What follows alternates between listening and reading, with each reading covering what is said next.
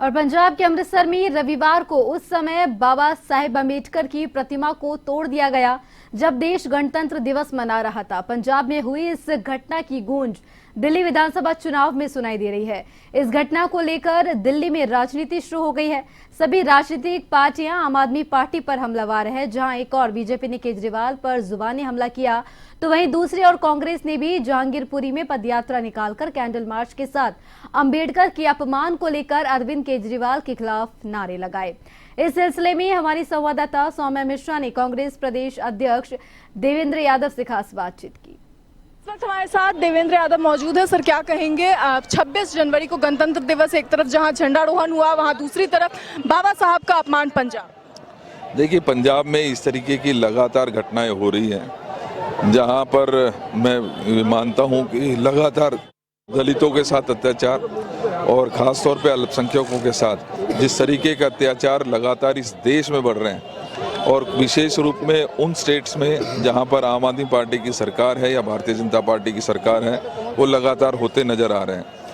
कांग्रेस माननीय राहुल गांधी जी के नेतृत्व में इस अत्याचार के लगातार खिलाफ अपनी लड़ाई लड़ रही है, और ये निर्णायक लड़ाई हम लगातार लड़ते रहेंगे जब तक कि दलितों को, अल्पसंख्यकों को, पिछड़ों को उनका न्याय नहीं मिल जाता, उनका हक नहीं मिलता।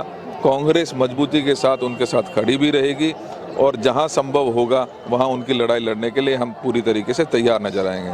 अरविंद केजरीवाल ने इसे लेकर के अब तक अपना कोई रिएक्शन नहीं दिया है, राहुल गांधी का भी नहीं आया, इसे लेकर लगातार सवाल। ये कहीं ना कहीं केजरीवाल जी की मौन सहमति है। इसमें मैं ये मानता हूं कि जिस तरीके की राजनीति केजरीवाल जी पिछले सालों करते रहे हैं, चाहे वो हमारे दिल्ली में सांप्रदायिक दंगे हुए हों, उस समय केजरीवाल जी गायब हो जाते हैं। लगातार उनके मंत्रालय से जो दलित मंत्री हैं वो रिज़ाइन कर इनके ऊपर इल्ज़ाम लगा कर जाते हैं। इस तरीके की कार्य जो उनकी शैली है, वो कहीं ना कहीं ये अपने आप में दर्शाती है कि इसमें उनकी ना सिर्फ मौन सहमति है, बल्कि एक सोची समझी साजिश के तहत वो दलितों को, अल्पसंख्यकों को और पिछड़ों को कहीं ना कहीं जो सरकार में और संविधान में जो उनका हक है उससे वंचित रखना चाहते हैं। आपने पिछले कई सालों में देखा होगा कि लगातार जो सरकारी नौकरियां हैं उनको भरा नहीं जा रहा, उनकी जगह कॉन्ट्रैक्ट पर लोग लिए जा रहे हैं। ये आरएसएस की सोच है, और आरएसएस के ही एजेंडे पर केजरीवाल जी काम करते दिख रहे हैं। लेकिन सर, अरविंद केजरीवाल की ओर से कोई रिएक्शन ना आना, क्या आगे आप लोगों का कदम होगा? क्योंकि कैंडल मार्च के जरिए आप लोग विरोध देखिए, ये हमारी सॉलिडेरिटी है उन दलित भाइयों के लिए, उन अल्पसंख्यकों के लिए, उन पिछड़ों के लिए, कि हम कांग्रेस जो है वो हमेशा उनके साथ खड़ी थी, खड़ी है और खड़ी रहेगी। उनके हकों की लड़ाई निरंतर जारी रहेगी।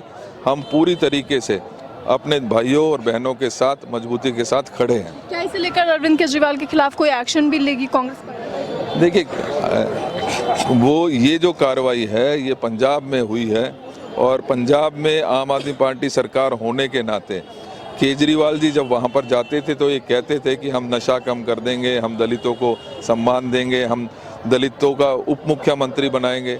आज कहीं ना कहीं केजरीवाल जी उन सभी मुद्दों से भटकते हुए नजर आते हैं।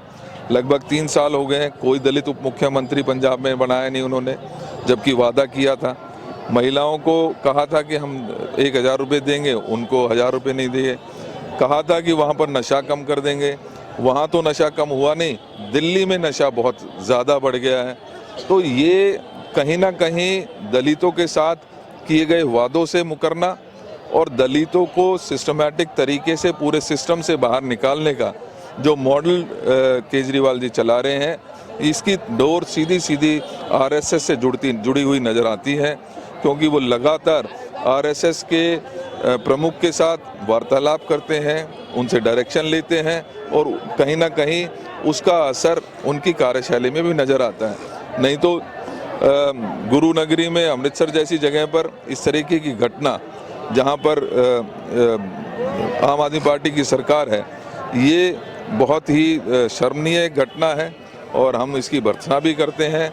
और केजरीवाल जी की जो कार्यशैली है उससे आज हर दलित, हर जो अल्पसंख्यक है, पिछड़ा है, वो उनकी देख रहा है, और समय पर अपनी वोट की चोट से उनको जवाब भी देने का काम करेगा। तो साफ तौर पे हमने देवेंद्र यादव से बातचीत की और लगातार जो है यहाँ से पद यात्रा निकाली गई है, कैंडल मार्च निकाला गया है जो कि यहाँ से लेकर के मेन चौक तक जाएगा, सी ब्लॉक तक, और एक जो है विरोध भी इसके जरिए अरविंद केजरीवाल के खिलाफ दिखाया जा रहा है। वो इसलिए क्योंकि जिस तरीके से पंजाब में 26 जनवरी के दिन, गणतंत्र दिवस के दिन, जहाँ एक और भारत में दिल्ली, देश की राजधानी दिल्ली में इंडिया गेट पे झंडारोहण हुआ, तो वहीं दूसरी ओर साफ तौर पे जो तस्वीरें देखने को मिली पंजाब से अलग अलग इलाकों में, जिस तरीके से बाबा साहब अंबेडकर का अपमान हुआ, उनकी मूर्ति पर चढ़कर उस पर हथौड़ा मारा गया, सीढ़ियां लगाकर लोग उस पर चढ़े और जिस तरीके से उसे नुकसान पहुंचाया, इन सब के बाद अब इस अपमान को देखते हुए कांग्रेस पार्टी इसके खिलाफ प्रदर्शन कर रही है। कैमरा जर्नलिस्ट राधे के साथ मैं सौम्या मिश्रा, A1 TV, नई दिल्ली।